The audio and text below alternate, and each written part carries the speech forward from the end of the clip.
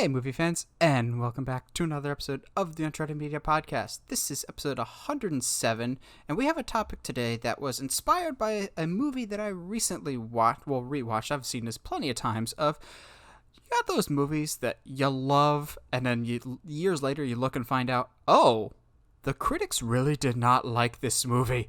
Yeah, I got plenty of those that you can't convince me otherwise. I will still enjoy these movies, even if people say that they're terrible. But first, before we get into that, we have got so much news to get over tonight. But before we get into any of the news or any of the discussions, Michael, how you doing tonight? Good to have you back. Hey, thank you. And thank you, movie fans, for giving me the privilege to be back this week. I'm doing well. I'm excited for some of this news tonight. It's very interesting, and I think our topic, because I picked the one last week, I think the one that you picked for this week is, infinitely better, so I appreciate it. Well, before we get into that, Michael, are you watching anything good? Are you reading anything good this week? So I watched on Sunday, right after church, so it's a really, topical movie. I watched 2007 film Zodiac. Yes, I had not seen Zodiac. Yeah, so I knew it was based on the actual Zodiac killer in California back in the 70s. I knew that, but I had never seen the film before. So going back and watching it, because I remember there was no spoilers, but there's a scene where a character is in a house and it's really creepy. And I remember that in one of Bravo's 100 scariest movie moments of all time, this scene appeared in there. And what was appealing is it wasn't a slasher film or a supernatural horror film. It was just a thriller that just happened to catch the right vibe. And I remember seeing that several years ago, and I'm like, eventually I got to watch that movie. And so I did, and I thought it was great. It's pretty long, though. I think it's a tad too long. It's 2 hours and 30 some minutes. And I was getting kind of bored towards the end, but it was still good. I'll fight you on that one. It is long, but I didn't feel, at least to me, it didn't feel long. I thought it was paced very well, but yes, even as a horror fan, I was on the edge of my seat with Zodiac. It is not a horror movie, but there's a scene towards the end when our main character, who's been trying to solve the clues himself, thinks he's figured out the last piece, and is very, very, very tense. And Jake Gyllenhaal is just one of my favorite actors. He's awesome. Just, if you haven't seen it, it's got Jake Gyllenhaal, Robert Downey Jr., Mark Ruffalo. I feel like there's some other big names that I'm missing here. As far as that film, as far as more supporting actors, Anthony Edwards, John Carroll Lynch, Brian Cox as well, were some of the big players in the film. Playing important roles, supporting roles. Philip Baker Hall, classic actor, and so it was great. I mean, David Fincher, he knows how to do suspense. I mean, he's had a good record of that. I think he did 7, right? Yes, he did. Okay, so I thought it was great. And I will say, I said it last week. My father is coming over this week. We are going to sit down and watch The Hunt for Red October. It's happening. I'm finally going to watch it, so I cannot wait to tell you what I think of that classic film next week. Cool. I haven't been watching a ton. Heather and I have been going through the Harry Potter movies again. We're almost done. We've got 2 left. One great and one that's the Harry Potter Part 7. But on the flip side, I've been reading a lot of comics. I just finished Watchmen, which is great, but I needed something happy after that. So last time I was in a comic book store, they had a buy one get one, so I bought Watchmen, and then I bought The Flash 0 Year, because I was just looking at my shelf and going, okay, a lot of Batman, a lot of Nightwing, a lot of Superman. Who do I not have a lot of? Flash. And I liked the beginning of the Rebirth run that started in 2016, so I was like, what's the start of that? I was planning, because I started reading it the night I finished Watchmen. I was like, all right, I'll just read the first issue.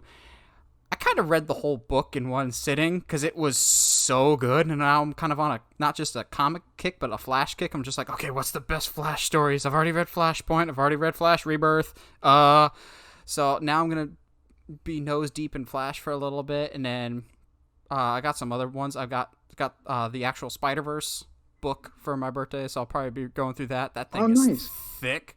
I got quite a few Spider-Mans that I need to catch up on, but yeah, I like reading I hope comics never die, but they're becoming a digital medium. I say as I went through my DC Universe app and went through and picked out a whole bunch of digital comics. So I'm, you you know, are you are contributing to that very decline, sir. I I buy have to comic ask. book books every month. Thank you very much. I have to ask. So what Harry Potter film did you just finish then? We just finished the Half Blood Prince, the sixth one, Okay, which excellent. I know some people are on the fence about it because it's PG and it's more humor than others. I actually think my favorite is the last one, just because it wraps everything up very well. And then Goblet of Fire, because I like the Triwizard. Then I might actually put 6, because I think it's the most interesting character work. I think it's the most interesting Malfoy is in the entire series. There's one great scene where Malfoy almost becomes the good guy and Harry becomes the villain.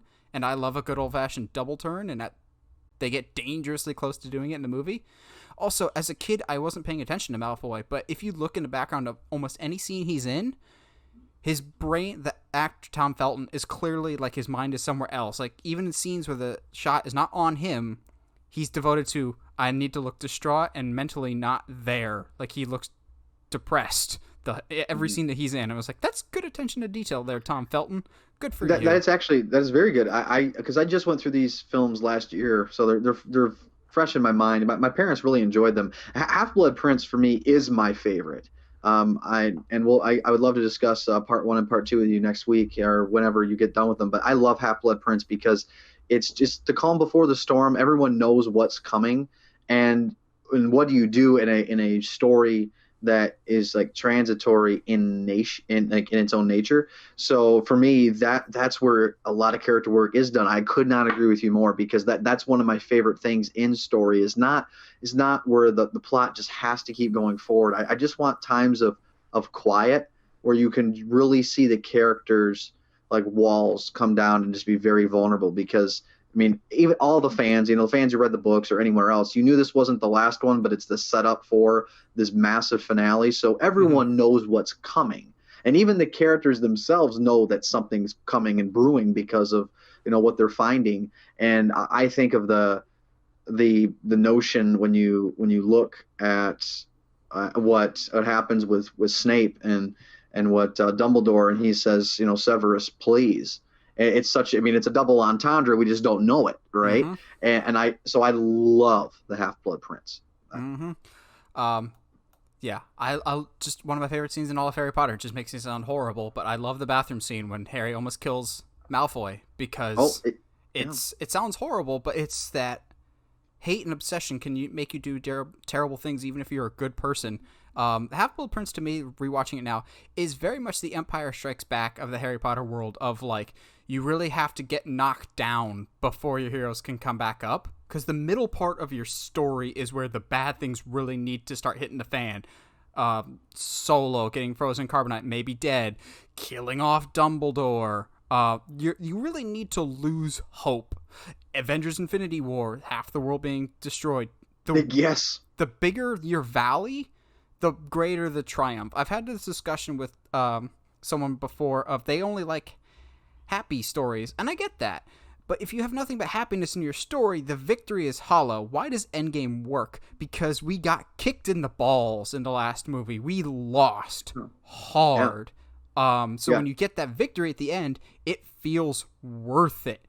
Like, it's sad Dumbledore dies, but it feels more rewarding at the end when Harry finally wins the day. Like, you can have great victory, but the more trials and tribulations you've overcome, the greater that victory in film as well.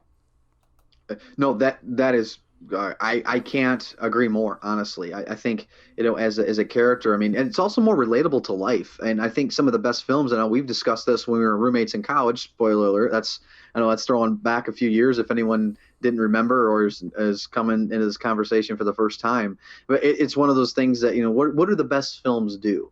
They might not receive the most critical acclaim as a consensus, nor the highest box office, but films that are iconic, they move you and for almost every emotion.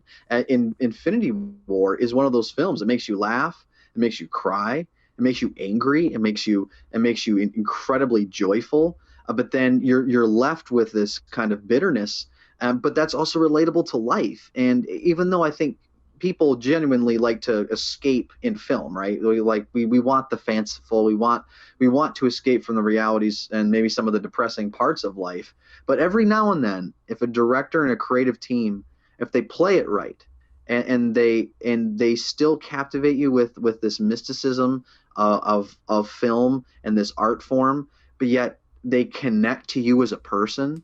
That it's a fine line. It is a very fine line. But when they do that, those are the films that we replay for years and years, and it doesn't matter how many times we watch them. It's like we're watching them for the first time with those little eyes of a kid, and our eyes just light up, and you can tell your relatives, you can tell people who watch it with you for the first time, like, this hit me, or this is special because.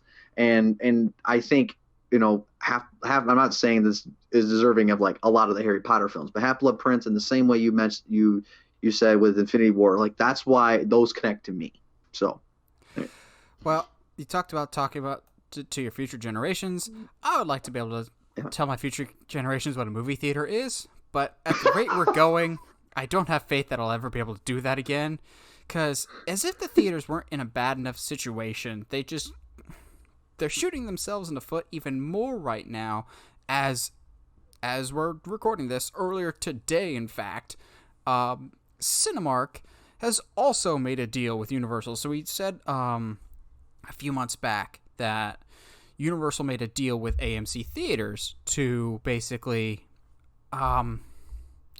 shorten the theatrical window, basically, and now Cinemark's getting in on that too. So basically, the theatrical window is how long a movie has to be in theaters before it can go on demand. So how long a movie can be in theaters means how much money it can make at the box office, etc., etc. Well, Cinemark has now made a deal with Universal that if a Universal movie does not make $50 million opening weekend, then after 17 days, it does not need to be in theaters anymore, and it can go straight to video on demand, with Cinemark getting a cut of that revenue.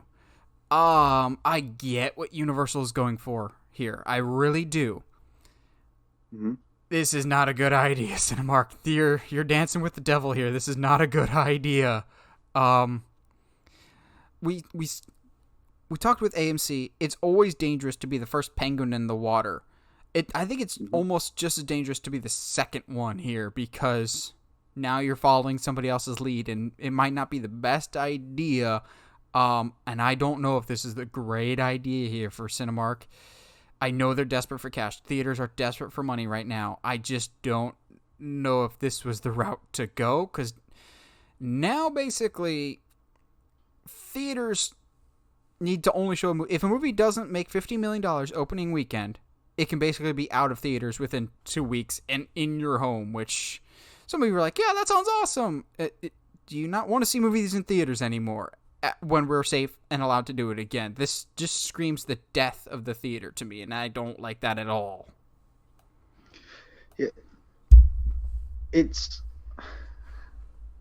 We just mentioned Infinity War. Can we just quote it and saying, I am inevitable? I mean, and in a way that this seems inevitable, and how the way the market has changed this year and potentially irreversibly damaged certain industries. As heartbreaking as it is, the market always adapts, and it adapts when it's financially and fiscally responsible to people. It's going to seek the easiest pathway forward in order to return income again and to turn a profit. It's not rocket science to figure out, and this is the least path of resistance for them. And it really, really hurts, because we're talking about, give me a ballpark here, Nathan, for the higher end movies. What are these? Where's the end for premium VOD pricing? Like, what? If you want to leverage it, if you know you have the market, could you imagine, like, people for smaller movies, you're not going to get away with it, but it's like, hey, if you guys want to see this Marvel film, like, there's nothing that dictates that they have to be cheap with what they charge us. Well, To counter that, I think there is a limit for right now, and that's I think around $20. Okay. Because that's kind of the average price right now for premium on-demand stuff. Because Disney tried to up it for Mulan, and that backfired and blew up in their face hysterically, and it made my day because Disney got on their high horse going, we don't need the theatrical experience. For $30 in addition to the $8 that you're already paying for Disney Plus, you can see Mulan. People didn't like Mulan, and nobody bought Mulan because they knew it was coming later. Whereas some movies are doing halfway decent with the $20 premium video on demand, like what I will dub the movie heard round the world, because I think it's what's going to start the movie Civil War. Oddly enough, is Trolls World Tour. That's what started everything. The Trolls World Tour was like the first like premium on demand movie this year. That was $20, and it didn't light up the on demand market, but it did okay enough. So I do think premium video on demand is the future that we're headed to. I just don't like that because I like to see it in the theater. Yeah, now the question I don't either. If we do go to premium on demand like we're doing, do you see it being like a $20 for rent or a $20 or $30 to own, in your personal opinion? Well, I think financially it almost has to be to rent it, because there's no way they would lose their shirt if it was $20 to own it. Because I mean, the whole idea of premium is that you get access to it immediately, but you're going to pay a premium in order to get access to it, and to try to have. I mean, we talked about it last week, to try to have this, home version of a theater, which are getting more and more capable and more attractive as the years gone on. But I don't see how they get around the rentals, because if you break down the budget plus marketing, of course, this does offer a question though. Marketing's going to have to change, because usually give me the numbers here. If I'm not mistaken, it's usually 2.5 times. But if you have a blockbuster movie that costs $100 million, you usually have to break $250 million, right, to turn a profit because of marketing. Basically, whatever the budget is, double it for marketing and everything else. Do you mean I guess I'd have to ask this. Let me clarify this. Does marketing shift if you have premium VOD coming 2-3 weeks after a movie has premiered? Do they save money that way? I think they would save money on marketing, yes. Okay. Is it substantial, though? I mean, well, if you don't have to run ads for 2 months on commercials, because, and everywhere, if you can just put it up on a streaming service and say, hey, it's available. I mean, but see, even if you put it on a streaming service, like, there is some money to be made in that, and like people signing up, but eventually you're going to run out of people to sign up, and you've got to find a way to make that revenue. That's why I'm like, I don't want the box office to go away, because I like seeing movies in theaters, but also, guys, this will kill the theatrical experience. And if we don't have the theatrical experience, sorry, I can't speak right now, apparently, say goodbye to Endgame level movies. You will see a bunch of mid-budget movies. The big spectacle movies will be gone because the financial incentive to make them will not be there. You think movie studios make movies because you think that they think you'll enjoy them? No, they make it for money. Why do you think the big, huge movies are big and huge? Because they make big and huge money. And if money's not there anymore, they're not going to make those movies. We're not going to see the death of movies. We're going to see the death of large-scale movies, though. I mean, this truly is not even arguing conjecture here, not even using hyperbole. I mean, this truly is an existential crisis for the movie theater industry. You cannot sugarcoat it. The solutions, I do not envy the decision makers at these companies. I really don't. They have, especially when you take it down to the human level. It's easy to criticize decisions that studios are making, but when you have livelihoods on the line of like, okay, we're hemorrhaging. It's like the ship is going down, but we need to keep the ship afloat as long as we can to get the lifeboats ready so we can save everyone here. Well, in order to do that, you can shut down and just, have everyone go home and then everyone's stuck, or you can see the writing on the wall and act responsibly and try to do the best as you can. And for these people to have jobs on the line, livelihoods again changing. I mean, if anyone's ever experienced a layoff, I mean, you're going to be relating to these people. I mean, for the people that are not, actually on the screen together, these are real jobs like what you and I do. And yes, it's in a area of entertainment, but there's a market there, just like any driven economy, a free economy. Us as the consumer, we show our value. We show that we value that because we spend money on it. So we always want to talk about, well, how important are they and how essential are they? And I think for somebody like you, Nate, having followers for this podcast and seeing what movies can do to people, especially those, especially if we've seen like rises in depression and anxiety during all of this year, like movies offer a way of escape. And yes, maybe it's abused to a point where it's unhealthy, of course, but there's nothing that we've always had forms of art. Before movies, it was plays is the predominant form. Before that, you had people, involved with books. I mean, we've had books, we've had plays, we've had concerts. Entertainment has always been there, and we've just been privileged to have it to this extent in our society. And man, I don't know how to say this, Nate. I don't want to be a downer, but it really, I don't see a way around this unless we snap our fingers tomorrow and things go back to normal, which we know is not happening. So I agree with you. Sadly, I hate to agree with you, but I really do. So you talked about big decisions that are coming, and one that Warner Brothers is currently facing is what the heck to do with Wonder Woman 1984. Because this movie, I believe, was supposed to come out in either May or June, sometime in the summertime.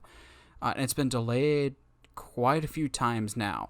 A delay after delay after delay because the world just isn't ready for Wonder Woman because it's not safe for everyone in the world to see Wonder Woman yet, and they want to make the most amount of money possible because the last one made like close to $900 million, so Wonder Woman is a big franchise. Well, now it seems like at least this is not confirmed. This is just something that apparently is being reported by the major trades, that it's a possibility that Warner Bros. Is considering. Not that they will, just that they're considering it. And that is that Wonder Woman 1984 would open on its scheduled release date of Christmas Day. And then after that 17 days, it would go straight to HBO Max. Now, they didn't say if it would be like a Disney Plus Mulan situation where you would have to pay on HBO Max, because I am an HBO Max person, and I knew this was going to end up on HBO Max eventually. I was just hoping it would last a little longer in theaters. They're debating whether to do the HBO Max route, which I've seen a lot of people going, Wonder Woman will go straight to HBO Max. Not quite. It'll have at least some theatrical time before then, either to do that model or wait until next summer to release Wonder Woman. Boy. I see both sides of this, and I'm glad I'm not in the Warner Brothers shoes here, because they're still trying to build the brand that is HBO Max. For God's sake, they only just got Amazon Fire support this week, and it's been out for 6 months. I'm still waiting on Roku and 4K support. Like, I'm not looking forward to the Snyder Cut, but I better be able to watch that on my Roku and with 4K if I'm going to watch it. Like, I want to be able to watch it in the best possible quality. And if they're going to move this to HBO Max, they better have a Roku deal figured out, or else a lot of people aren't going to be able to watch this movie. But on the flip side, they've spent so much money on merchandising and marketing for this movie going forward. To delay it even more would just cost them even more money. So I see both sides to this, and at the end of the day, I think they might go the HBO Max route after a limited release, just because 2021 is going to get real crowded real fast. It's basically 2 years worth of movies in 1 year. So it just depends on how much money they think they can get out of HBO Max and when they think they're going to get good levels sometime soon. So, yeah, I think they'll probably go the route of the HBO Max thing. Yeah. But at the flip side, I could see them doing the theatrical release next year. It's just a matter of, you've spent so much on marketing. Can you make your money back? You probably need to make $1 billion, which, looking at the first one, yeah, that's possible. It's just a matter of, will enough people go out to see it? What do you see with this, Michael? You bring up all of the problems, and again, the solutions. I mean, this is a hybrid version in a way. They're trying something new. I don't know if it's the best platform, honestly. Like, you're right, it's been a very rough start for HBO Max. I have a lot of sadness to see, like you said, no 4K support. The first time I read that, I went, "Are you serious?"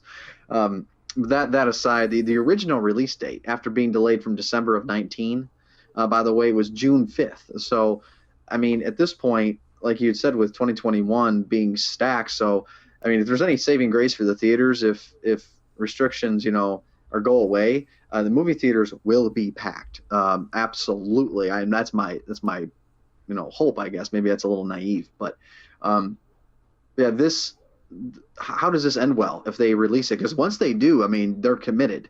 You can't really walk it back. I was actually really surprised. Well, because they've walked back several release dates now, so you can walk back release dates. New Mutants. Yeah, I mean, no, you can. I thought that they would, honestly. But once you actually release it, if the time comes and it's already out in theaters and they release it on HBO Max, I mean, the genie's out of the bottle. Your potential, real grab at the market share is gone, because, like you said, of 2021. Now, and I don't know where they could put it, but I mean, majority of big income films but people go out and see them immediately. So it's not like the majority of the income is spread out over the course of time. So, man, I don't know what I would do. But I don't like this move. But then again, I don't think any of these moves that these companies are making are what they really want to do anyway. So I don't have to be happy about it. But it is what it is. I just know here in Michigan, in this state, because we just got new restrictions today, I won't be able to go see it. So I don't even know where this thing's releasing. If it releases in theaters, where? Because I can't see it unless I fly somewhere. Maybe I should come see you for Christmas. Just to see Wonder Woman, which will probably end up being, from everything I've heard about it, perfectly fine. I don't want to bash on Wonder Woman. I haven't seen it, but I have heard some things that I'm just like, oh, that sounds not as good as it could be. But I'm going to give Wonder Woman the benefit of the doubt. It was mostly good in the first one, except for the end where the wheels kind of fell off. But we've had too much the whole negative. impression and somewhat payoff. Huh? Yeah, you said you mean the impression of the film and the supposed payoff. That's what they struggled with. Yeah, when Professor Lupin is revealed to be Ares. Oh, yeah. So we've had enough negative news. Let's get into some positive news, because we do have some positive news to come out this week. This is hardly surprising, but it's still nice to hear either way.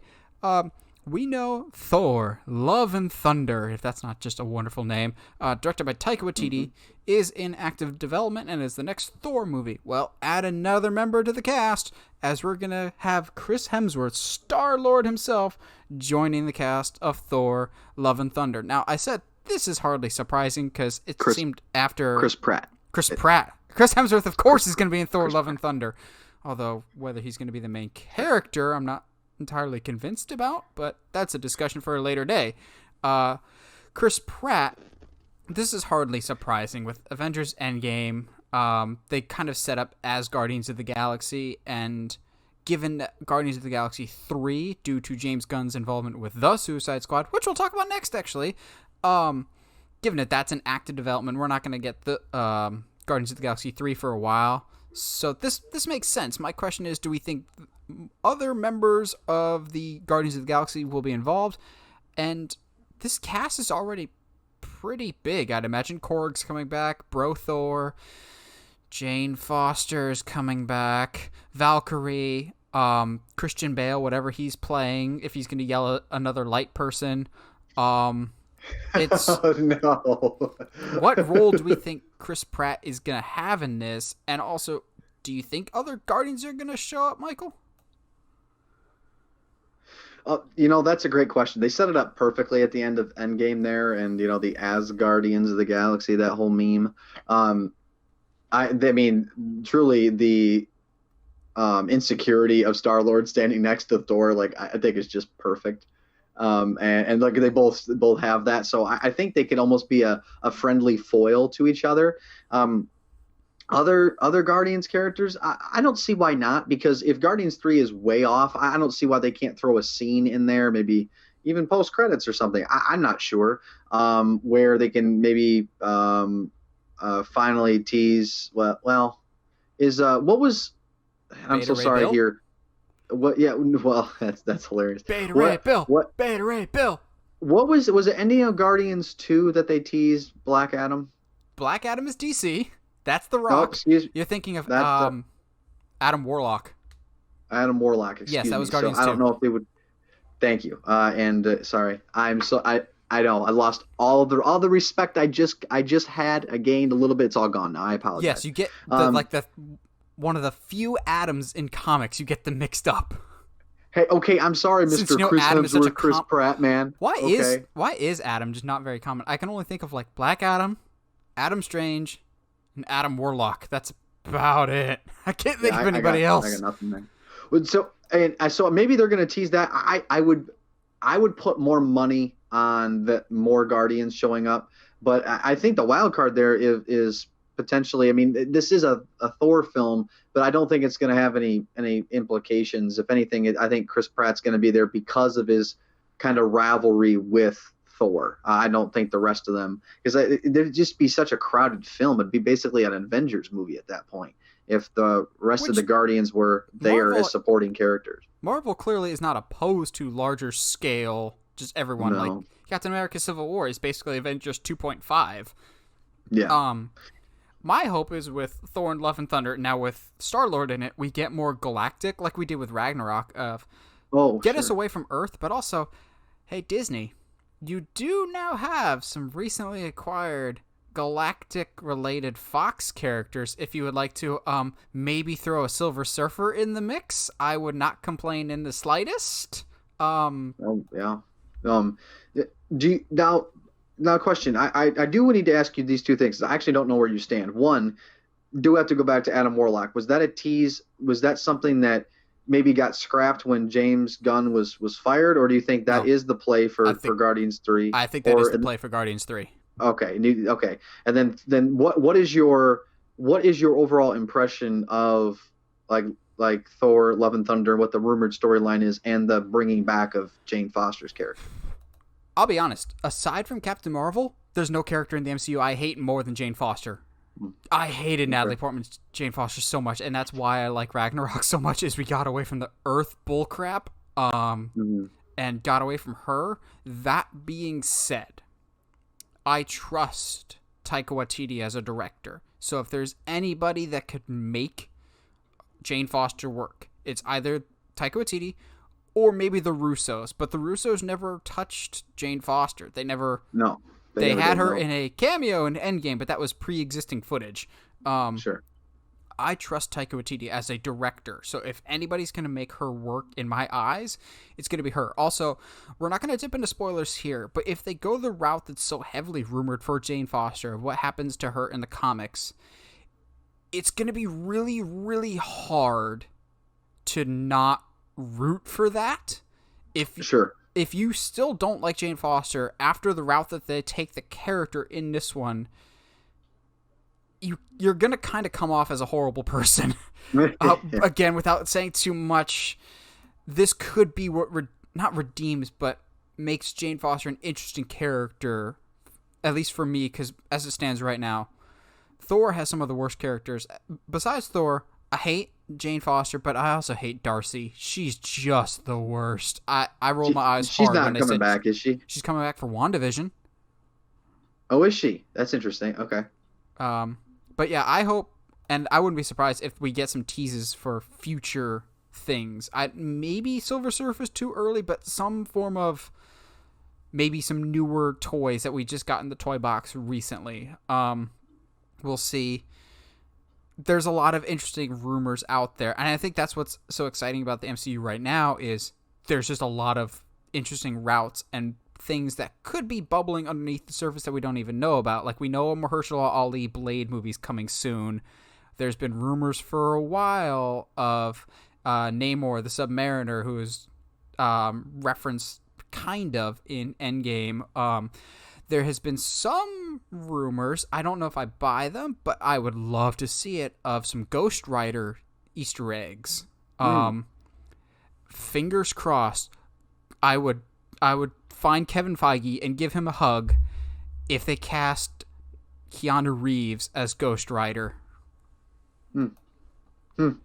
That's very interesting, actually. Not even something I even consider, because you're right. All these heroes. I mean, we've already seen prior iterations and not done in the best of ways, but that'd be pretty amazing to put all that together.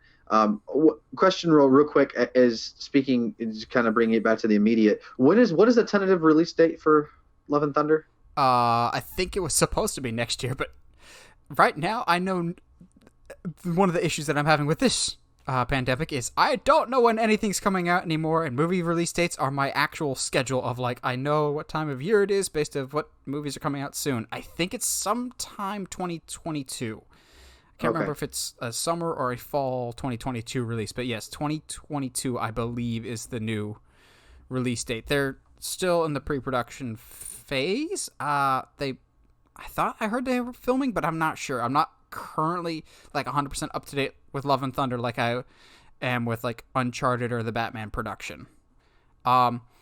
Speaking of so Sylvester Stallone worked with director James Gunn at least a little bit in the Guardians of the Galaxy Volume 2. See, most of Guardians of the Galaxy 2 I've already forgotten except for the giant Kurt Russell.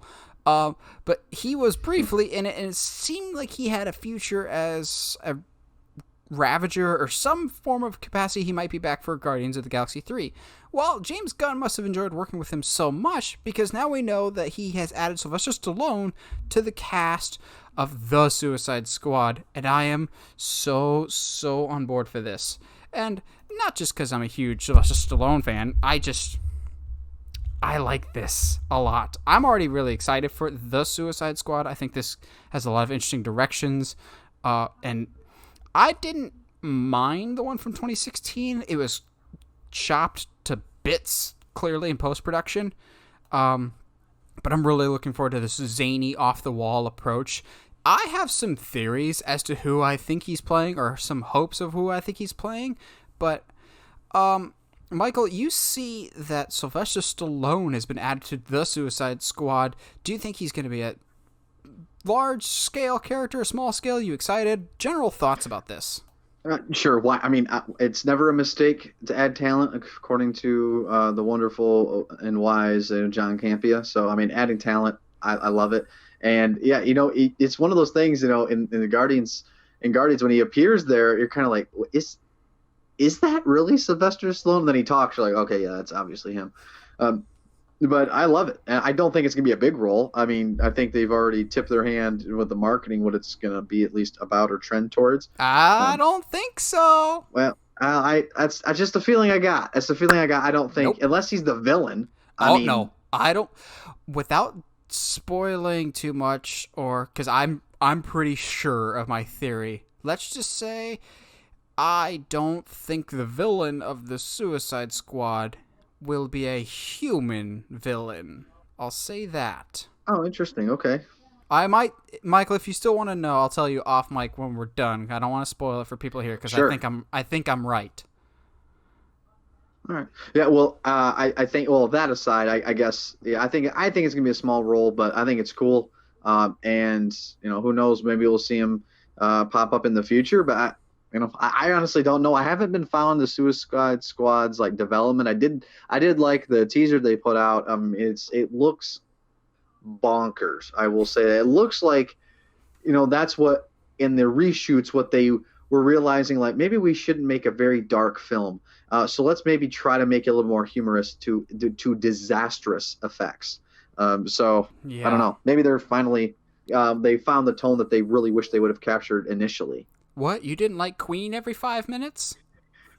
Listen, I was actually really excited. I still remember where I was when I first saw the trailer for the Suicide Squad and it came out of Comic-Con, I remember where I was and it was edgy, it was dark, and I'm like, if this is the tone they're going for, this is amazing. If like the film has this tone, then you saw the movie and you're like, what were they marketing? Like we should sue for, like misrepresentation, honestly.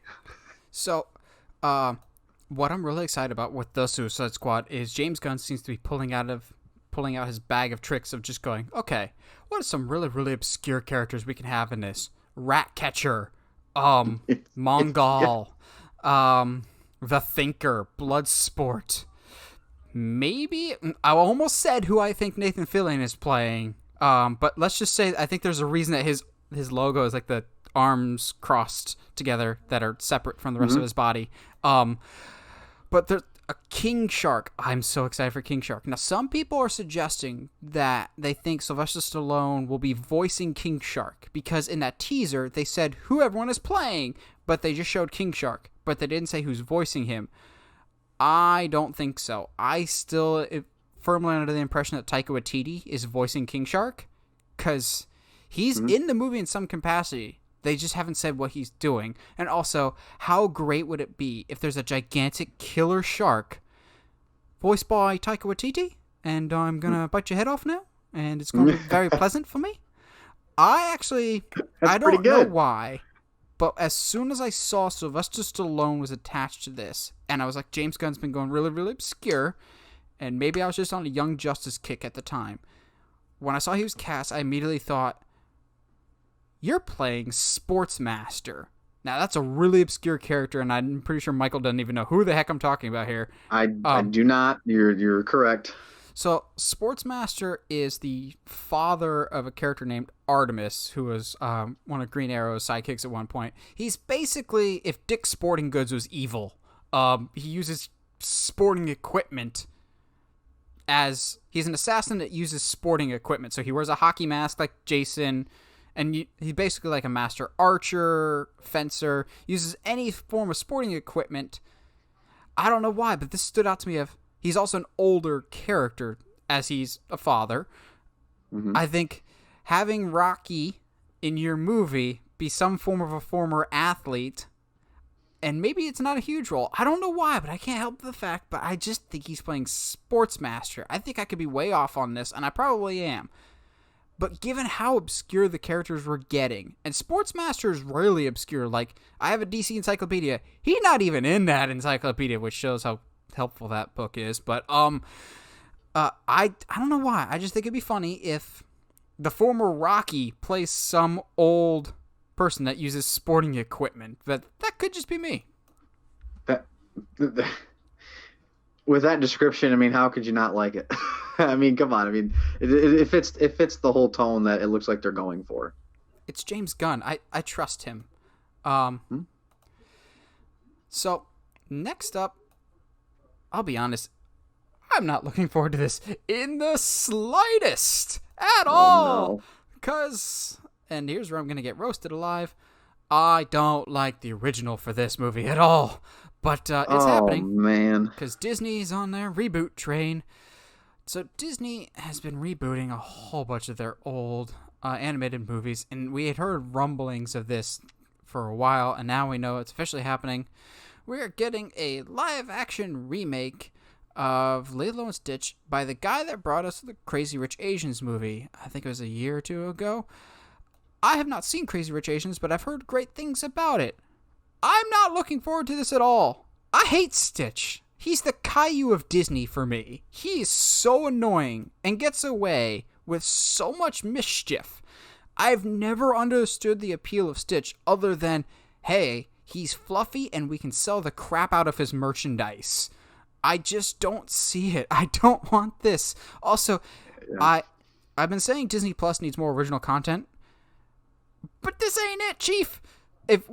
Maybe it's still the stigma of we haven't gotten a ton of new Disney Plus content besides The Mandalorian, but this is going straight to Disney Plus.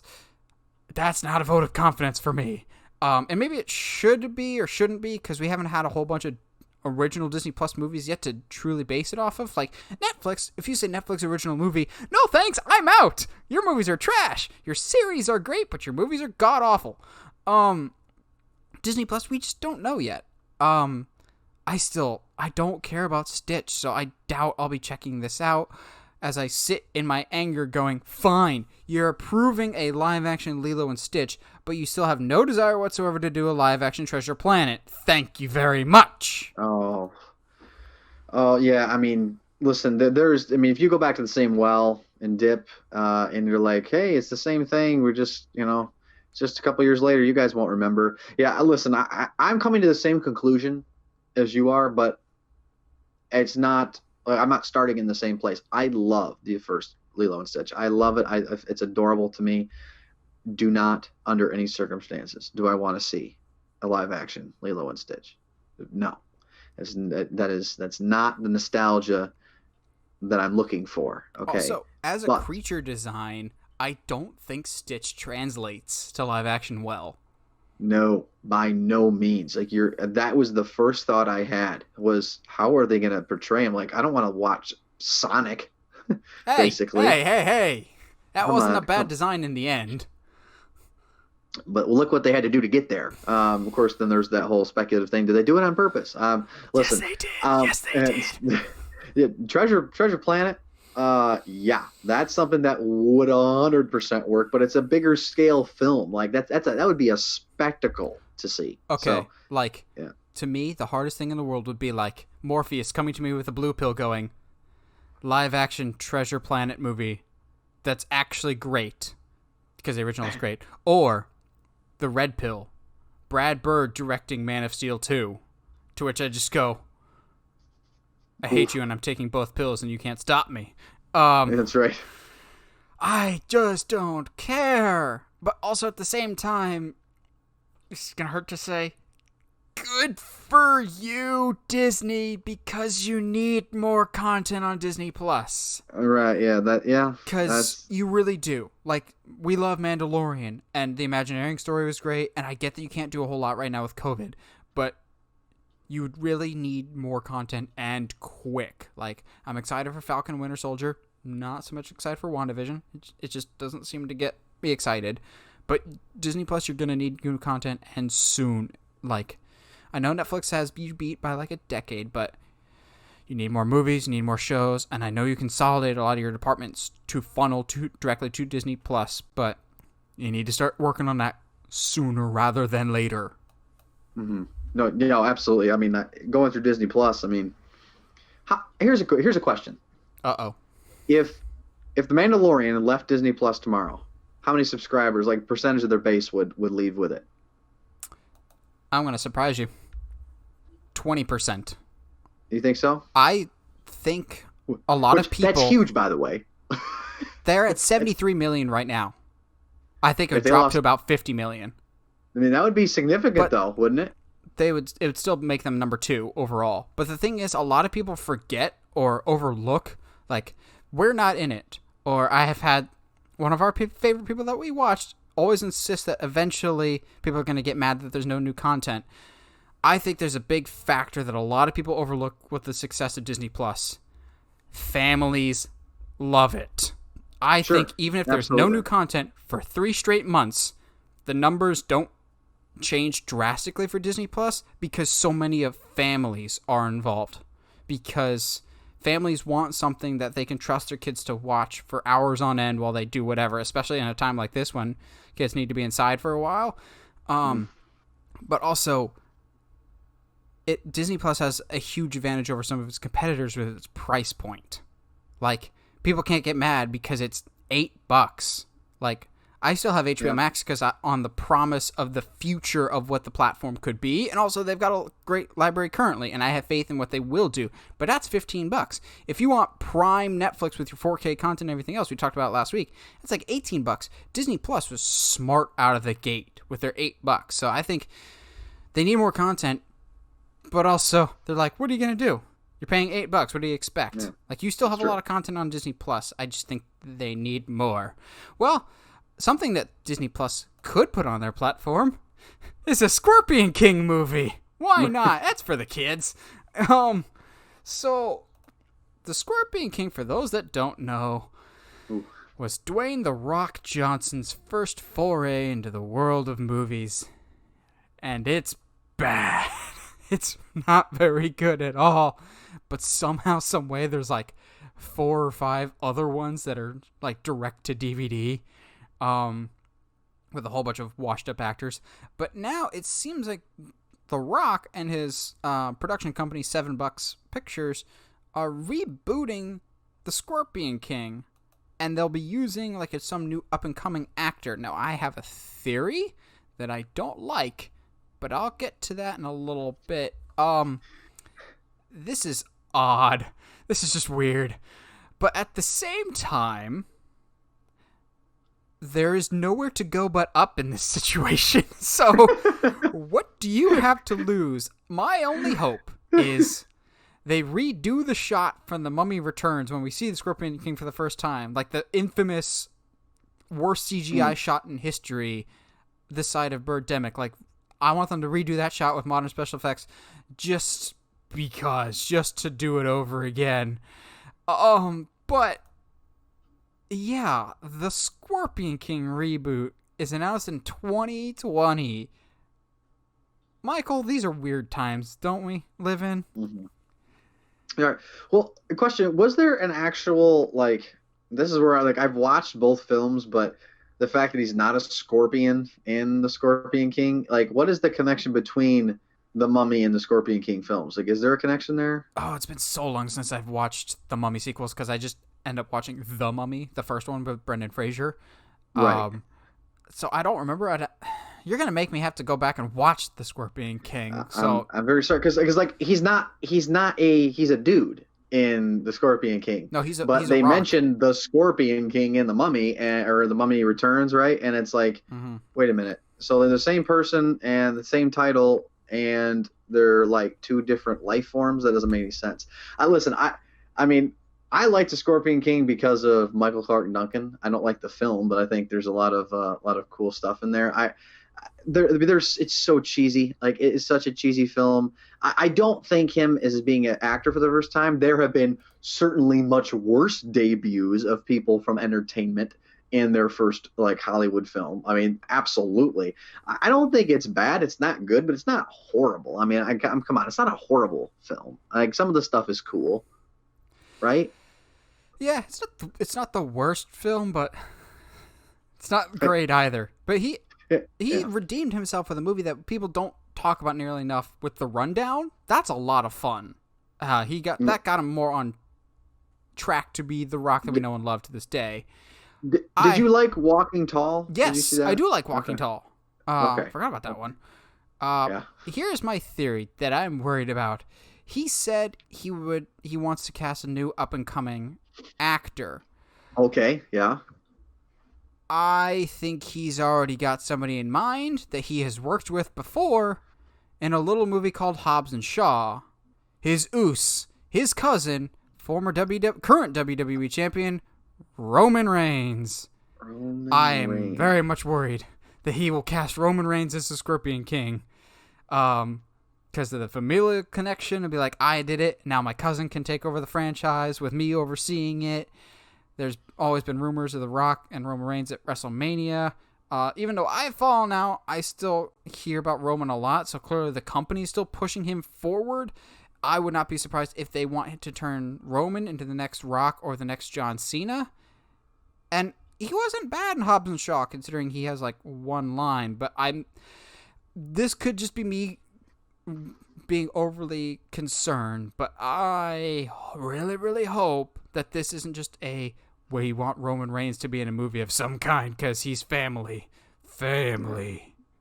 So you wouldn't like see somebody like a Jason Momoa taking that type of role? No, because Jason Momoa is an already established name. Plus, Jason Momoa was in a Conan the Barbarian remake in 2011 that did not do very well.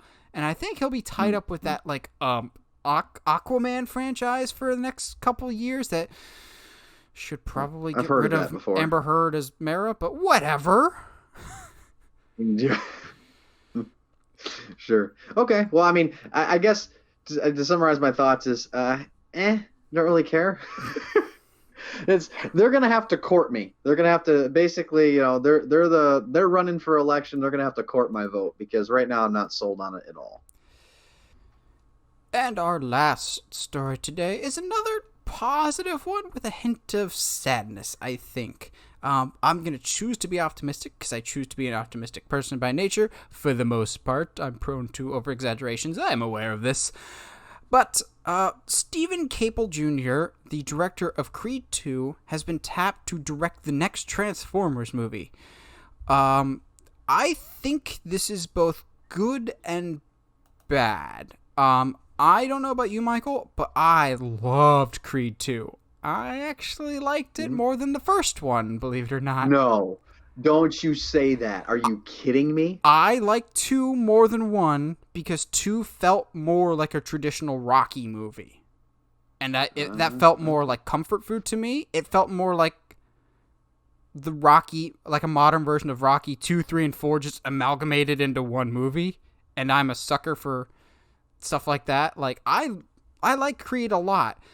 I think the villain was much better in Creed 2. Like, I, for the life of me, can't remember the villain in the first Creed. I don't know, it just felt more like an old school, just cliched sports movie. But I like cliche sports movies. Like, I like that they withheld the Rocky music until he knocks down Drago for the first time, in which case I almost leapt out of my seat, so excited. I'm both excited because I liked Creed 2, and I think Stephen Caple Jr. is a great director. Nowhere in the statement, though, do they make it seem like this is a sequel to Bumblebee, and that makes me sad, because shame on y'all that didn't see Bumblebee in theaters, because good grief, that is the best in the entire series. Like, Travis Knight worked a miracle with Bumblebee. I had no desire to see it, and I finally saw it. I love me some Haley Steinfeld, though. She picks great things to be in, and she was great in that.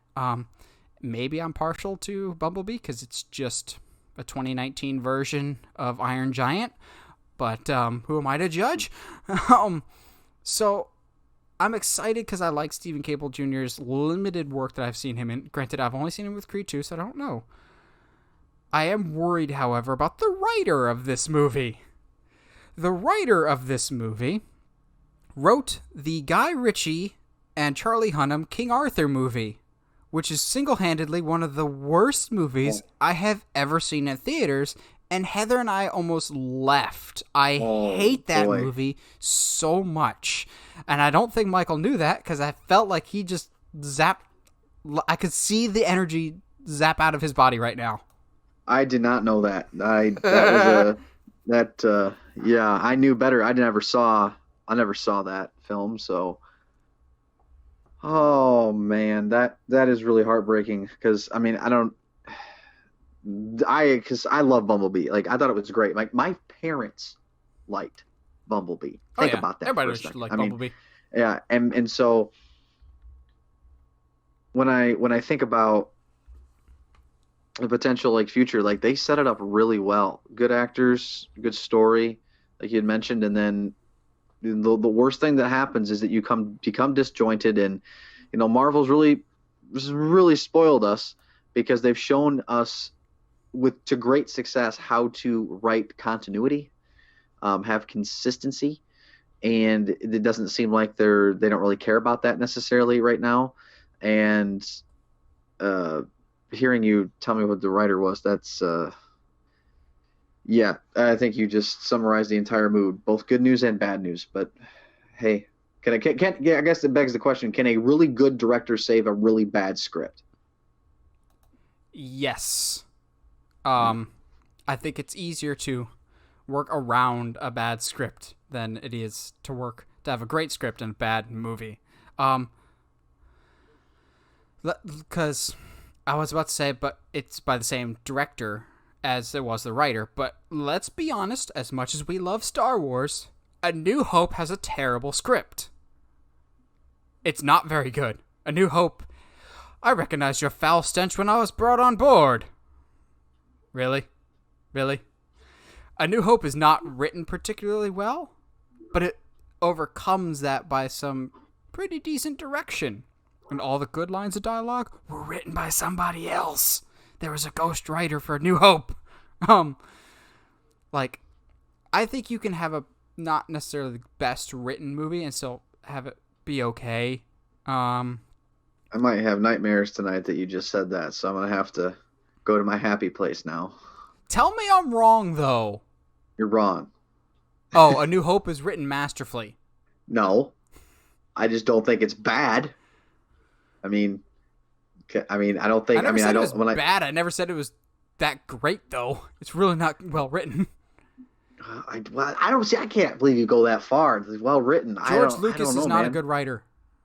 Well, Empire Strikes Back was written by Irwin Kershner. No, Irwin Kershner directed it. It was written by Lawrence Kasdan, and that's the best one. The best Star Wars movies are written by somebody else. I mean, I agree with that. I just I agree with the fact that George is not that great of a writer, at least for the ones he wrote after the original trilogy. But I think he didn't even write the original trilogy. He wrote wrote A New Hope. I'd say if you remove him from that, I don't know. Like that's he had a good. It's a kind of a time and era. Like scripts were. I mean, every movie had a different flow to them way back then. I mean, you could always pick out like stories haven't changed. But I know storytelling hasn't changed, but I'm sure you have no bias. I just wasn't ready for that. I just wasn't ready for you to say that. I'm gonna have to rethink my whole thoughts on A New Hope then, because I just rewatched that here recently. So I'm sure you have more of a bias though, because I'm a Star Wars fan, but I don't have nostalgia goggles for it. I'm biased. I mean, of course I'm biased. That's the best part. Well, before we get into our main discussion, this week's sponsor is Michael. You got a sponsor for us that you want to shout out? So if for any of you in the industrial world, I mean, listen, we have our economy is up and down all the time, but the best thing about the American economy is that it's diverse. And I would like to get a shout out to a well-known little company of Linear Incorporated. They make the best industrial hydraulic and pneumatic cylinders on the market. If you at all are in need of any cylinders that are industrial grade and heavy duty, durable, and you can have reliable customer service, go to linear.com. That's LYNAIR.com today. Call them 517-787-2240. And their salespeople will be standing by, and then willing to take your calls and help you out as best as they possibly can. Linear, the cylinder specialist since 1948. If we ever get like real sponsors, I'm just gonna leave that to you, man. You've already got the voice. You've already got this nailed down. But I'm on the fence about whether or not I agree with critics very often. I think at the end of the day, critics provide valid criticism and a valid look at the world of movies, because they see more than us. They always will. It is their job. At the end of the day, my recommendation is always find critics that you enjoy to read or listen to, but never 100% agree with them. Determine your own opinions. I like the critics that I like, not because I share the same opinion as them, but because I like the way that they deliver their opinion and they challenge my own thoughts on things. That should be what a critic is. Today, we're going to say screw that and talk about the ones that they hate. So, there's a lot of movies that I think critics, for one reason or another, just it does not resonate with them. So that's the movies we're going to talk about today. Honorable mention to Hook, which I was shocked to find out sits pretty on Rotten Tomatoes with a 29% approval rating. Oh my. Yeah. I thought people liked that movie. So, we're going to talk about movies that critics genuinely didn't like. All these movies, at least I have checked on my list, most of these tip to Rotten and are around 50% or lower. And this isn't I ironically love these. I genuinely love almost all of these, and I don't get most of these. I don't get why critics are so harsh on them. Some I do, and I still love them regardless.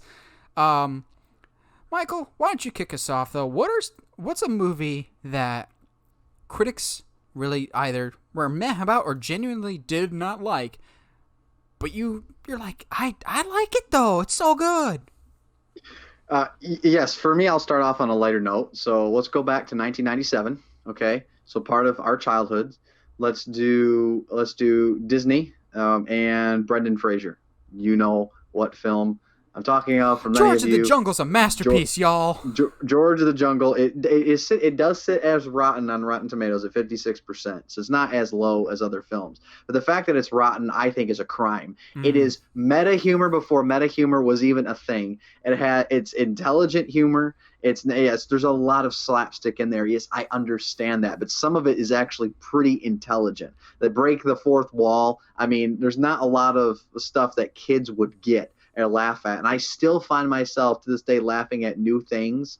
And I don't understand why that film, isn't more widely beloved, because I really do think it is a good movie. Cheesy, yes, of course, but I mean, if you look at some of our most beloved films nowadays, there's always a cheesy element. I mean, the Marvel films have those cheesy Marvel type humor. Like, it's just like now, like, you got to go back 23 years.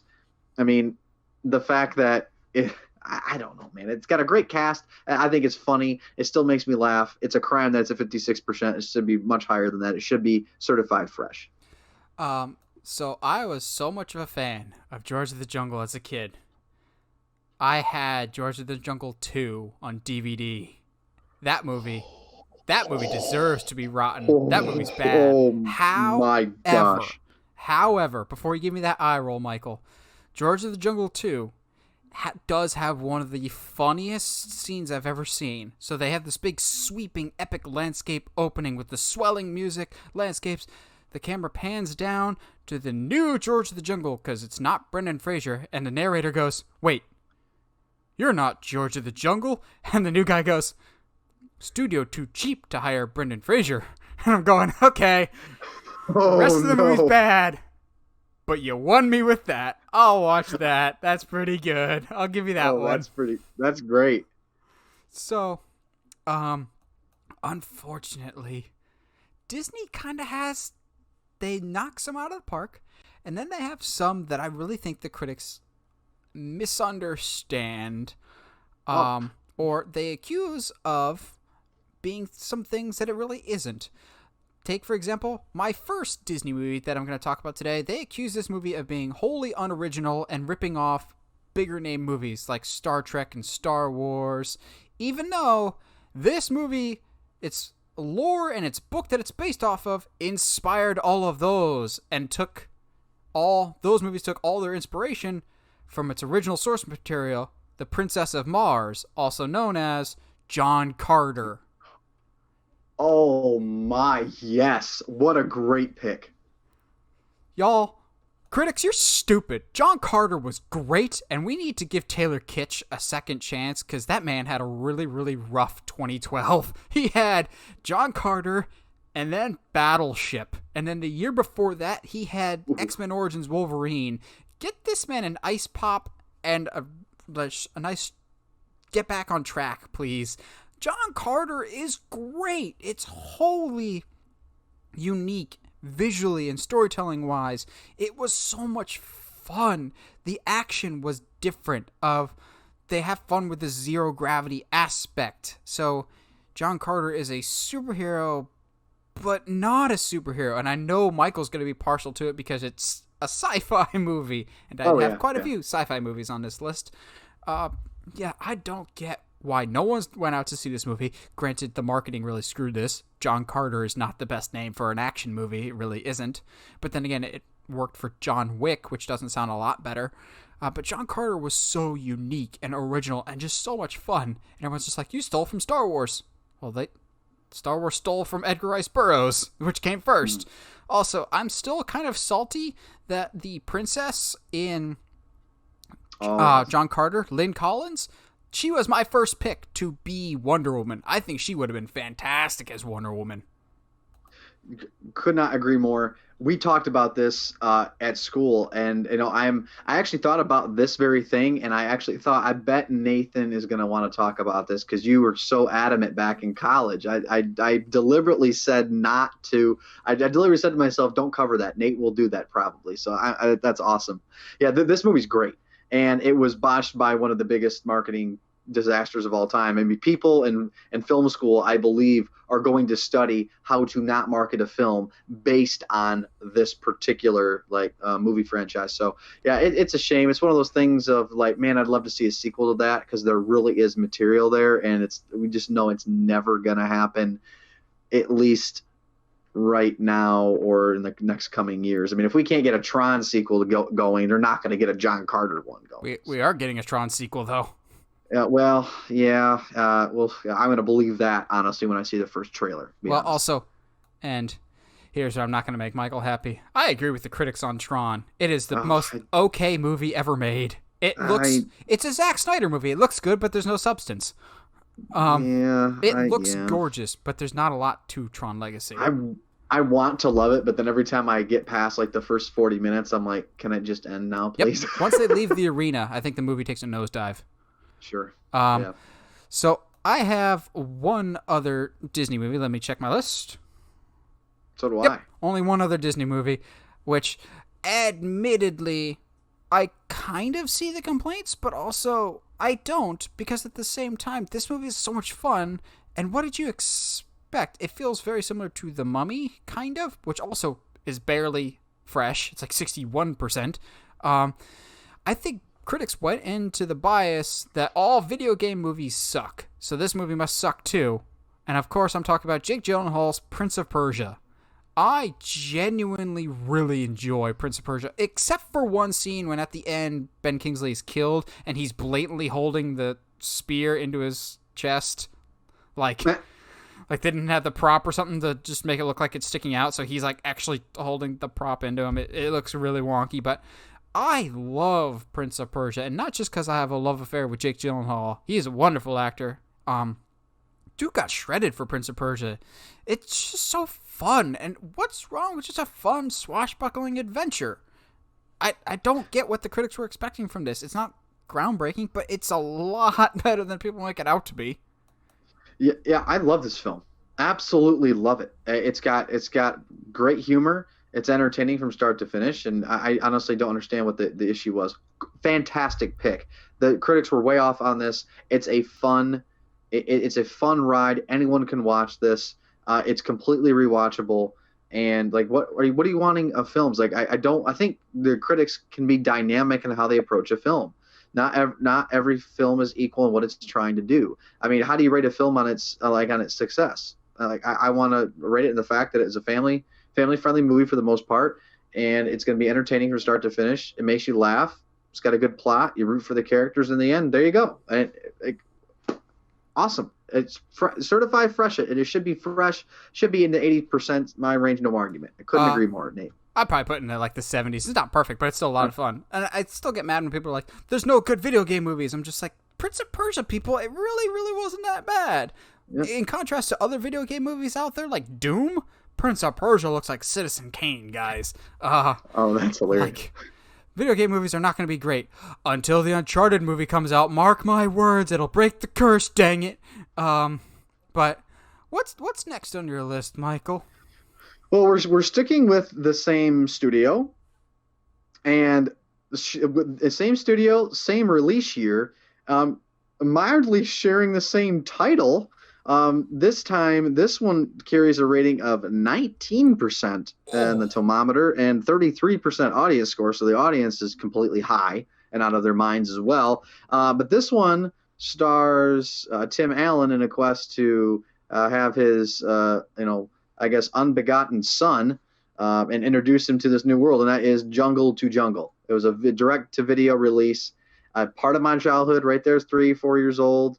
Then watched it at that time. It kept me entertained, and the reason why I like this is because, as an only child like yourself, when you watch a film that has a little bit of humor in it that children won't get. I mean, Disney was really good at this growing up. Like they knew enough, and they're still good with Pixar films to this day, that they throw jokes in there that the parents will like, that the kids, it'll just go right over the kid's head, right?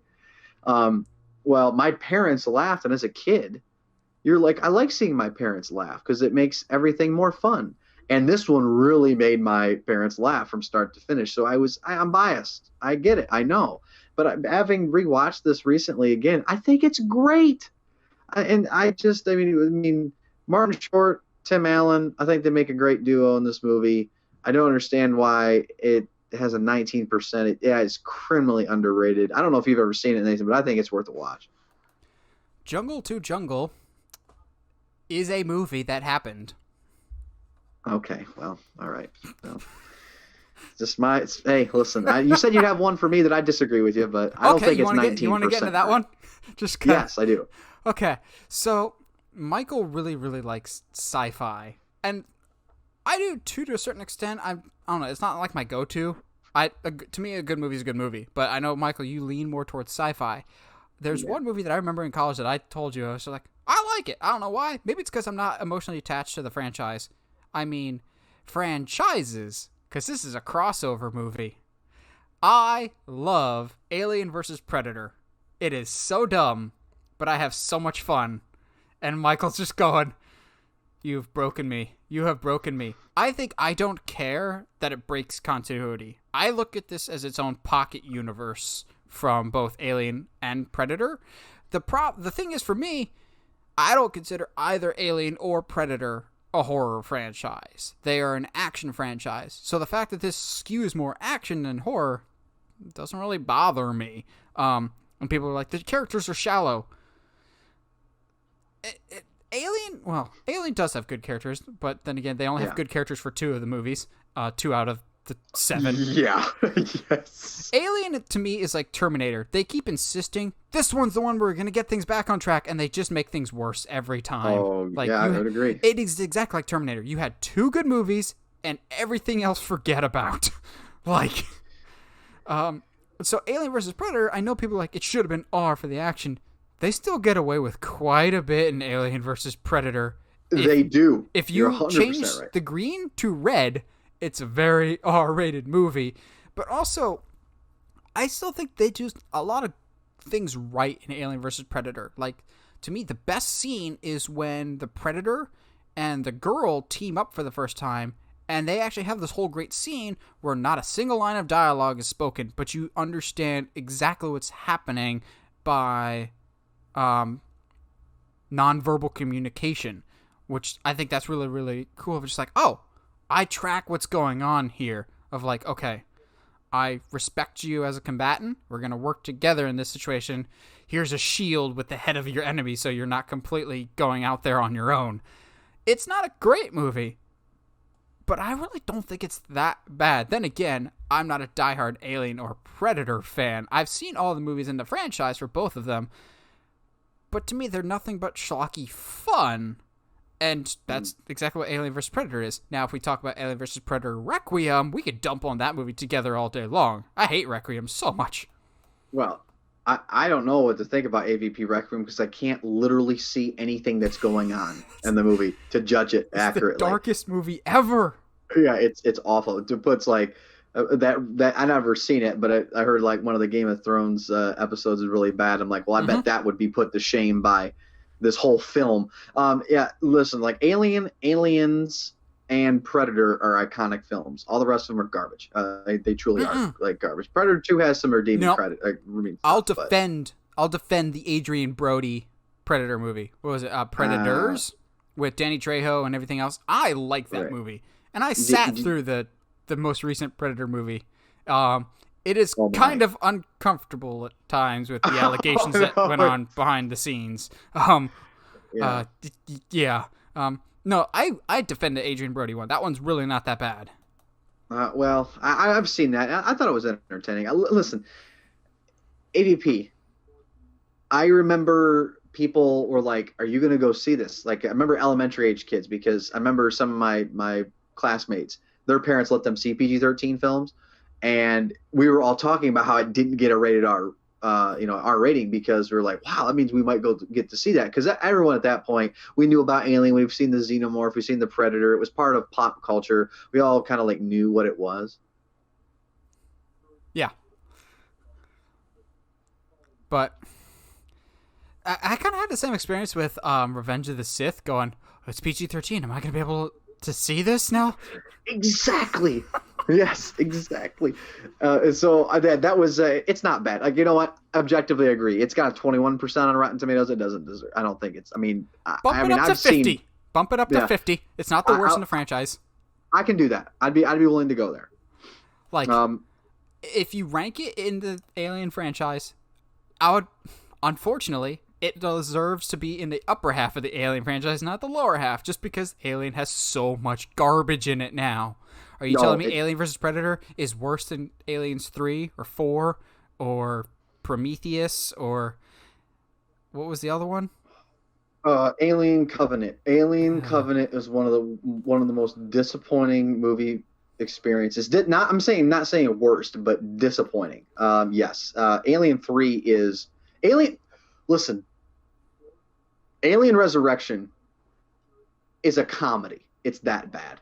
Like, it is a comedy because it's like so grotesque and utterly ridiculous. Like, it's like two films. They're like, we want to show as most gross gore as possible, and we also want our characters coming like from the circus, and it's bewildering. But yeah, nothing gets worse than that. And actually, I'm curious, what do you think? I think we'd agree Alien Resurrection is the worst of those. What do you think that has on Rotten Tomatoes? 16%.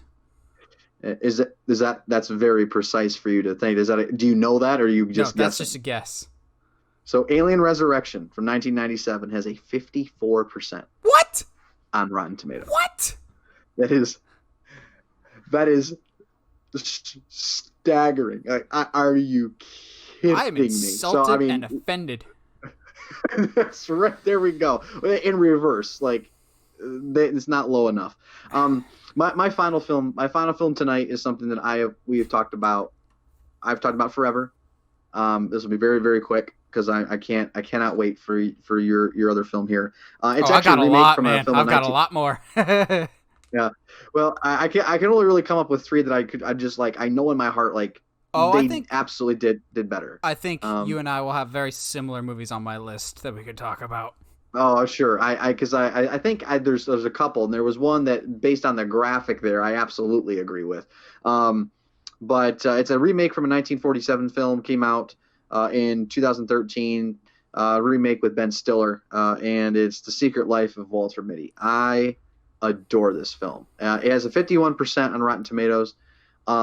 Anyone of all ages can watch this movie. I'm talking even with you really young kids. There's only a couple words that you probably wouldn't want young kids repeating, but that's, you can't watch The Sandlot based on that. No, Sandlot should not be PG. Sandlot should not be PG. No, it should not. But this film, I love. It's so simple and has a lot of heart, and it's so subtle. And I think a lot of the critics maybe overanalyzed it too much, like they wanted it to be more, and I think it actually is more, because it is so subtle in what its delivery is, and you have to pay attention. And I can watch this movie every day of the week. It's the first film I show people of, like, hey, you want to watch a movie, like, with somebody, and like, hey, let's watch this, because it just has such a good message to it. It has heart behind it, and I haven't seen a whole lot of films like it, because there's not a lot of pomp and circumstance in it. There's a little bit of, like, kind of ludicrous notions, but it's just one of those films that just tugs at my heartstrings, and it deserves more attention than what it got. So, I got two main horror. I got one that more or less kind of like multiple horror entries, but it's in the same franchise. Okay. But I'll go with one that's even more hated. Like, even people within the horror community hate this, and maybe I came in with it with too low of expectations, and it is a remake. Benicio del Toro's The Wolfman. I will admit, this movie is not great, but maybe I went in with such low expectations, and maybe the fact that I saw the unrated version helps a little bit, but to me, the good far outweighs the bad for this, because I like my classic Universal Monster movies, and this feels like that because the look and aesthetic feels like a combination of the Guy Ritchie Sherlock Holmes with a Tim Burton Sleepy Hollow type. It feels so old school, traditional monster movie. Like, the set design in this is outstanding. That I think alone makes it awesome. A lot of people were complaining about the CGI transformations as opposed to like American Werewolf in London or the original, with practical transformations. And I get it, the transformations in this do look pretty bad. But when he becomes the Wolfman, he's actually terrifying, and there's some very brutal violence in it. It's like, okay, that's why you should be afraid of a Wolfman, as opposed to gently being choked out in the original movie and then being beaten to death off screen by Claude Rains. It's a lot better than I was expecting it to be. It's still not the best, but the gorgeous music, fantastic set design, and there are some good performances. Hugo Weaving doesn't know how to put half effort in. He's always wonderful. Is it perfect? No. But it feels so much like those traditional Universal monster movies that I still get a lot of enjoyment out of it. But I'm not as emotionally attached to the Wolfman as I am about Halloween. I needed like a Halloween jar. The original Halloween from 1978, critics love it. And rightly so. It's one of the best horror movies ever made. They jumped on the sequels so much. And admittedly, there's some sequels that are bad. Halloween 5, Halloween 6... Resurrection, either of the Rob Zombie ones are terrible. But as far as horror sequels go, Halloween has some of the best horror sequels out there. Halloween 2 continued the story of the original Halloween perfectly, and that's like sitting in the 20s on Rotten Tomatoes, which I do not get at all. I know horror movies typically rate lower because not all critics like horror movies, but they're really not that bad. Like 2, and especially 4. 4 is basically the Force Awakens of Halloween before 2018 would become the Force Awakens of Halloween. And that one's excellent. H2O, excellent. That's the highest rated of the sequels, not 2018. And that's like at 56% or something like that. I think people just discount it because it's horror, but they have some of the best protagonists in horror movies, which often they're nothing but blonde bimbos. In almost all the good Halloween movies, they have protagonists that feel like genuine people that you want to be genuinely safe. And they're so well done. Great music. For the most part, some pretty decent acting. And I don't think they're nearly as bad as they make them out to be. And I'm sure that's my Halloween bias coming through. But whatever. I've got one that I know for a fact Michael and I both have seen that I'm still mad. Because there's talk about another one. But it'll be yet another reboot, not a sequel, which is unfortunate, because 2017's Power Rangers was freaking awesome. It was. Absolutely. I sat in the theater. We both talked about that, the campfire scene and everything. Like, that showed this movie had heart. I think it had a good villain, executed well. Shame on everyone. I won't say it had a good villain. Listen, better than what I was expecting. Okay, it's a Power Rangers movie, for crying out loud. And I think that's why so many people discounted it so quickly. They're just like, the 90s one was terrible. It's like, this isn't the 90s one. The 90s one is terrible. It's actual people. It's characters. You care about these people before you get to the admittedly kind of lackluster fight scenes. But that's the nature of Power Rangers. It was a lot better than critics made it out to be. And I'm genuinely sad that we're not getting another one. They just go, oh, well, we'll just reboot it again.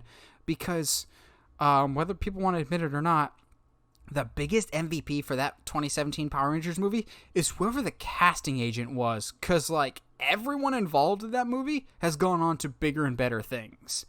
Dacre Montgomery, the Red Ranger, went on to Stranger Things. Now he's moved on to other stuff. Obviously, the big find was the Pink Ranger, Naomi Scott, who Aladdin, and then immediately did Charlie's Angels after that. So... good for you, Naomi Scott. Ludi Lin was in Aquaman. Still would have liked for him to be Nightwing, but whatever. The movie is so good, even if it has arguably the worst product placement of all time with Krispy Kreme. You know, here's the thing: is I've only seen the movie. I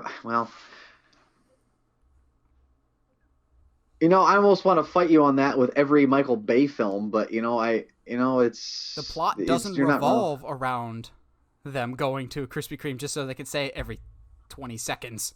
Okay, fair. Well, hey, you know what? You got to get your movie paid for somehow, okay? Very, very true. But no, that's a very, very good take. Now, question, though, Is your other movie in the banner here? Oh, that's one of them. I've got that one, and I got 3 others. So I got Oh, 4 okay. left total. I got that one that's in the banner, which we'll talk about right now, 2 superhero ones, and one that I genuinely cannot justify why I like it, but I do. Okay. So we'll talk about the one in the banner, which actually is the inspiration for why we're having this discussion today. So I was over at my parents' house checking in on my mom, because we normally get lunch on Fridays. Hi, Mom. I know she watches these. And she wasn't feeling well, so we watched a movie. I was like, we haven't watched A-Team in a while, because A-Team is freaking awesome.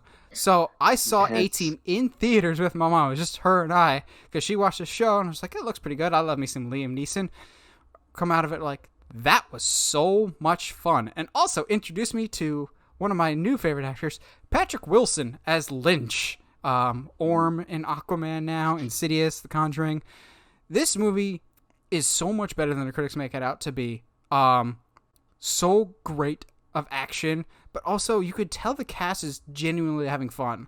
Like, maybe I'm like biased with this, but it has such a good combination of action and humor, perfectly balanced. And the humor doesn't just dip off. Like some movies, the first half is funny, and then the second half, the humor kind of dips away. This is pretty funny throughout, but when it has action, they got some great action.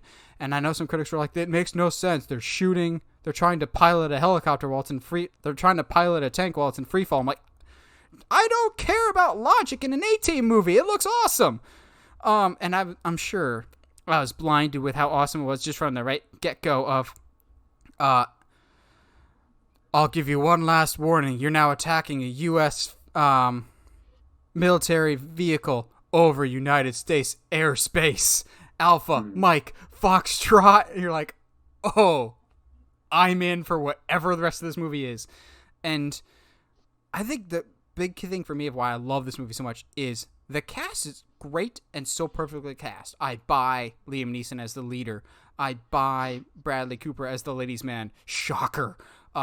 Rampage Jackson was actually great as B.A., but to me, of course, the MVP is Charlotte Copley as Murdoch. Yes. Oh my gosh. Perfect. 100%. This is one of the few films I own on iTunes. That was back when I had an iPod Touch and was watching films, after I went to bed under my covers, and I would just keep rewatching this film. It's so good. I remember I went to the theater with my dad, and very much in the same guise of the fact that he liked the original show, and we and him had a blast. It was great, and I don't understand why this film didn't get that type of love. And I will raise you, by the way, this now, because now I will say though, this, as I'm sitting here and I was running out of movies, but I know that they're going to try to get this off the ground. But 2015 Guy Ritchie film, the fact that it doesn't have a high thermometer rating. I mean, it's at 67%, but the fact that it didn't do well at the box office. Henry Cavill, Armie Hammer, Man from U.N.C.L.E. should get a sequel. Like, I'll throw that out there. I love Henry that film. Cavill all the sequels. Yes. That's funny. That's really funny. I love that film. My dad and I laughed from beginning to end. We so much enjoyed it. But closing out with A-Team before I move on to another one. Sorry. I will never not laugh at one of the best lines. You can tell me otherwise, but I won't believe you. One of my favorite lines in any movie is, "I'm gonna kill you, fool! You crushed my van! You can't park there! That's a handicap zone!" As he drops the radiator on BA's van. Oh, it's just wonderful. Oh, yeah, that was great. My favorite line in the film is when BA's freaking out about flying again. He goes, "Hey, don't worry, boys. Turbulence has never brought down a plane before." And he goes, "Wait, what's that?" He goes, "That's UAV with missile lock, and they bring down planes all the time." Murdoch is just the best. Murdoch, what do I feel like I've been dropped on my face? No idea. That was Hannibal in face. It's just so... Wow, these bullets are like the 3D. It feels like they're shooting at us. They are shooting at us. Like, come on. It's just a dumb, fun action movie with great humor. What's not to love? Now, I do have one movie on this list. I'll be honest, I don't know why I love this movie, but I do. And that is starring an actor that I don't typically like in just about anything. I think he's the most bland, boring main protagonist in anything he's ever in. And by that I mean Sam Worthington. And I don't know why, but I love me some Clash of the Titans. No, I knew you were gonna go there. No. I just watched this on TNT. It was up. Oh my gosh, it's so horrible. But at least it's not Wrath of the Titans. Oh, it's Wrath of the Titans is so much worse. Oh, they're both really bad. What's the tomato rating on this? 100%. That's Clash of the Titans has 27%, and in my opinion, deserves every moment of that. The only redeeming quality is the meme. I'm not saying you're wrong. I'm not saying you're wrong. I genuinely don't know why I love it so much, but I do. Oh, and maybe because it's the second movie with Gemma Arterton, who, where the heck has she been? Like, that's a fantastic point.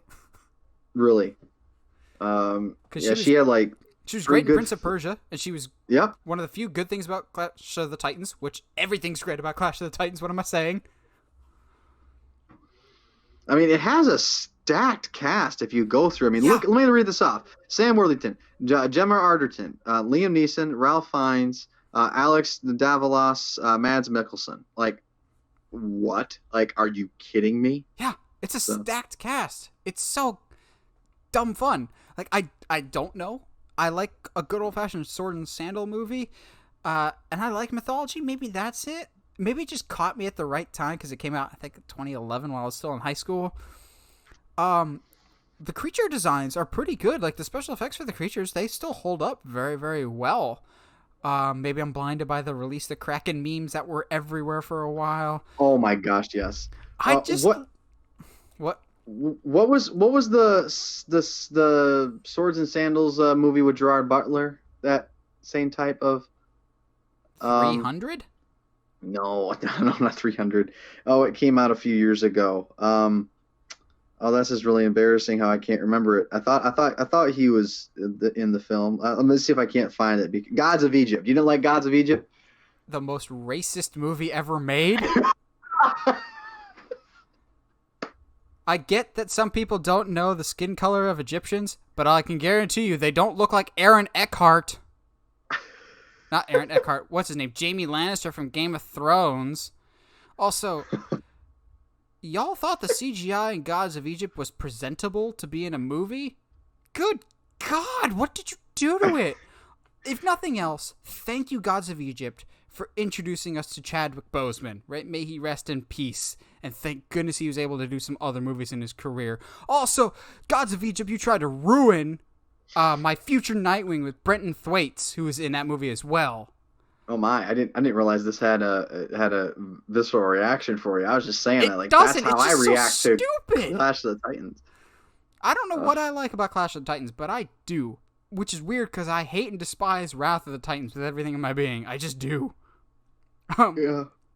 So, I've got two superhero movies as my closing out one. One that I think Michael would agree with, and one I don't know if he would, because I don't know if he's seen this one, because I don't know if you and I have talked about this one.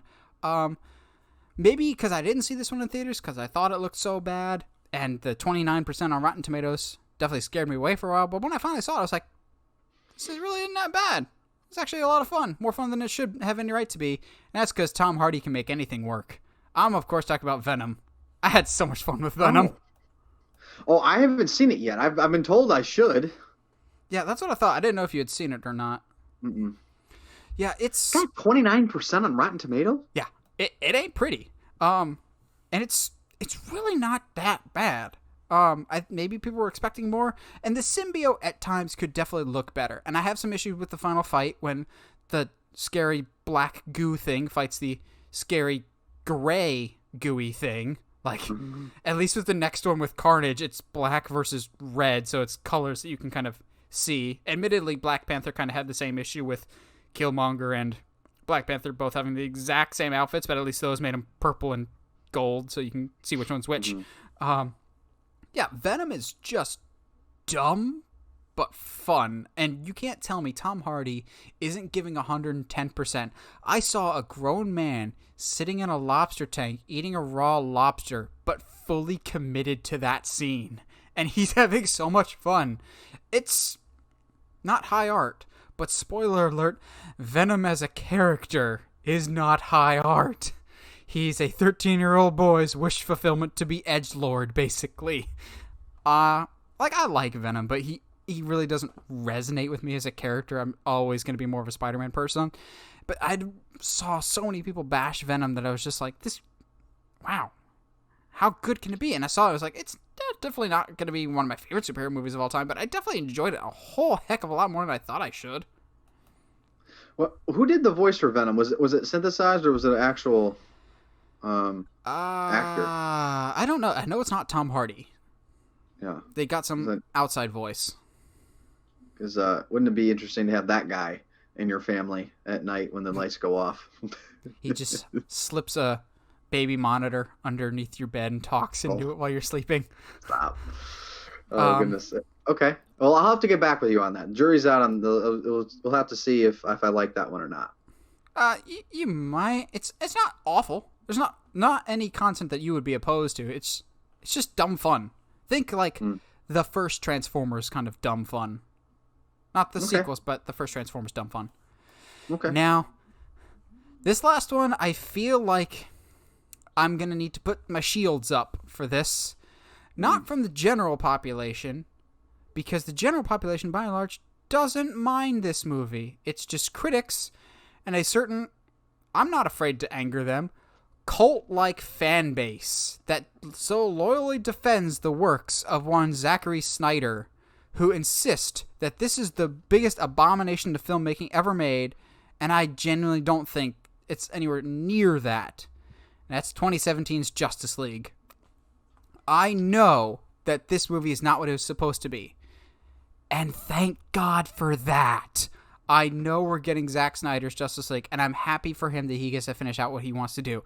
But given the track that we were set on, and what he's talked about his future vision for the movies were going to be, I'm glad we're not getting that, at least in canon. I would accept the Snyder movies a lot more if they just outright said, this is an Elseworld story. Okay, fine, I'm on board for that. Then we can have none of the characters we know and love be the characters we know and love.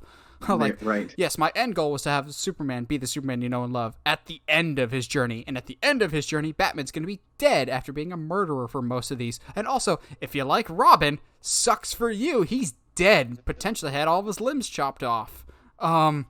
Yeah. I just...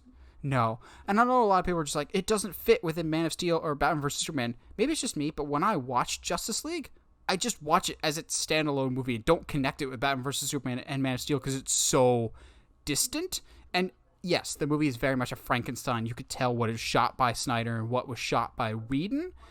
But some people are like, Whedon ruined this movie. Does it feel like Whedon? Really? It feels like a Stitch job, but it doesn't 100% feel like Whedon. It doesn't 100% feel like Snyder.